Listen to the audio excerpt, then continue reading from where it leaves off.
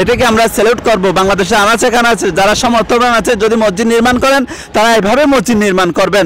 আসলে দুনিয়াতে পৃথিবীতে যদি একটি মসজিদ নির্মাণ করেন আল্লাহ তাআলা জান্নাতের মধ্যে তার জন্য একটি ঘর নির্মাণ করবে।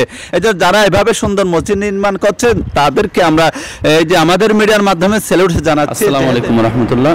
সম্মানিত দর্শক শ্রোতা, সাতকানিয়া রিসোর্ট কমপ্লেক্স একটি মসজিদ, অসাধারণভাবে তারা মসজিদকে সুন্দরভাবে তারা সাজিয়েছে। অর্থাৎ এই মসজিদটি মহিলাদের জন্য আলাদা সুব্যবস্থা আছে এবং উজু ইস্তিনজা সবগুলোর আলাদা ব্যবস্থা আছে। এই মসজিদটি রাস্তার পাশে হওয়াতে এই যে যাতায়াত, এই যে আরকান সড়ক দিয়ে যাতায়াত করার যে মানুষগুলো আছে সেগুলো নামাজের রক্ত হলে এখানে নামাজ পড়তে পারবে।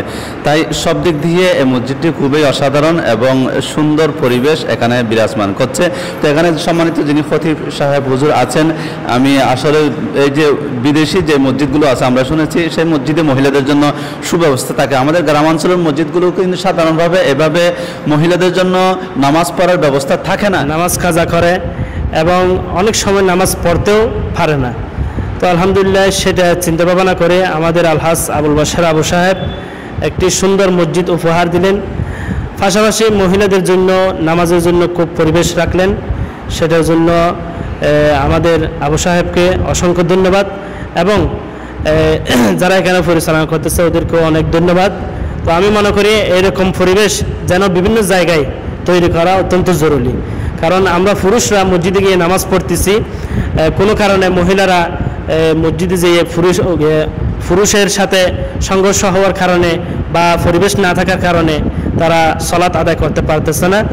তো সেজন্য মহিলাদের জন্য পর্দা সহকারে আলাদা প্রবেশ পথ, আলাদা বাহির হওয়ার পথ, তারপর পর্দা সহকারে বিভিন্ন ওয়াশরুম, এগুলো যেন সুব্যবস্থা থাকে, মহিলাদের জন্য খুব উপকার হবে। আমি এটা মনে করি। এখানে দেখতেছি মসজিদটা সম্পূর্ণ আলাদা, মহিলাদের জন্য আলাদা সুযোগ সুবিধা, আলাদা ওয়াশরুম, আলাদা এই যে প্রবেশ পথ এবং আলাদাভাবে সম্পূর্ণভাবে তাদের নামাজ পড়ার সুবিধা আছে। আসলে এই যে ভিন্ন ধরনের মসজিদটা রেখেছেন কেন, এভাবে সুযোগ সুবিধাগুলো যদি দর্শকদের উদ্দেশ্যে বলতেন। আলহামদুলিল্লাহ, এই প্রতিষ্ঠানটা পরিচালক আমাদের মালিক আলহাজ আবুল বাশার আবু, চেয়ারম্যান বাশার গ্রুপ, উনি এখানে এই মসজিদটা করে দিয়েছে। আমাদের এখানে কমিউনিটি সেন্টার আছে এবং সাতকানিয়া রিসোর্ট কমিউনিটি সেন্টার এবং সিওয়াল রিসোর্ট রেস্টুরেন্ট এবং কমিউনিটি সেন্টার। এখানে পর্যাপ্ত পরিমাণ মানুষ নামাজ পড়ার জন্য ব্যবস্থা থাকে না, সেই জন্য উনি এখানে আমাকে বলছিল একদিন একটা মসজিদ করে দিয়ে এখানে মুসল্লিদের জন্য। তো তখন আমাদের মালিক এখানে মসজিদটা আমাদের করে দেয়। উপরে পুরুষদের জন্য ব্যবস্থা, নিচে মহিলাদের জন্য সম্পূর্ণ আলাদা ব্যবস্থা করে দিছে।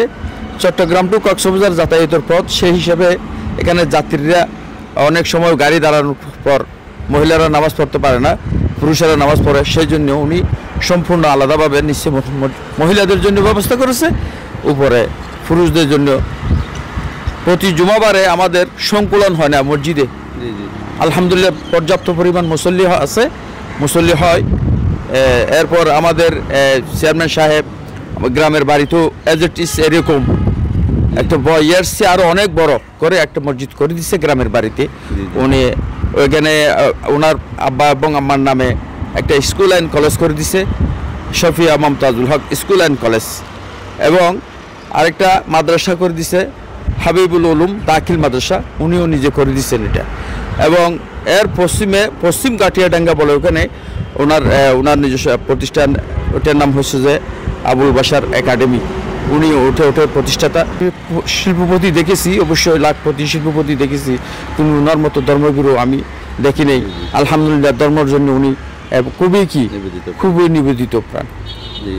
আসসালামু আলাইকুম। জি, অসংখ্য ধন্যবাদ। দর্শক, আপনাদেরকে আরেকটি জিনিস দিতে যাচ্ছি, সেটি হচ্ছে আমরা আজকের ভিডিওর মাধ্যমে যিনি আবুল বাশার সাহেব, যিনি ধর্মপ্রিয় মানুষ, এখানে মসজিদ দিয়েছেন, ওনার নিজ বাড়িতে গ্রামের মধ্যে মসজিদ এবং স্কুল করেছেন, এতগুলো কাজ করেছেন। ওনার সাথে আমাদের সাক্ষাৎ হয়নি, আমাদের এই যে আমার মুরব্বী ওনার কাছ থেকে ওনার মাধ্যমে যদি ওনাদের ভিডিওর মাধ্যমে আমরা ওনার সাথেও সাক্ষাৎ করার চেষ্টা করবো ইনশাআল্লাহ। যে কোনো একদিন যদি সময় পাই আমরা ওনার সাথে সাক্ষাৎ করব। এই যে আমাদের সাতকানিয়া লোহাগাড়ায় সাতকানিয়ার এই আনাচে কানাচে এভাবে ধর্মীয় প্রতিষ্ঠানগুলো করার কারণ এই যে উনি যে করেছেন, ওনার সাথে ইনশাআল্লাহ যে কোনো একদিন যদি সুযোগ হয় আপনাদের ওনাদেরকে আপনাদের সামনে নিয়ে আসবো ইনশাআল্লাহ, কথা বলবো অনেকক্ষণ।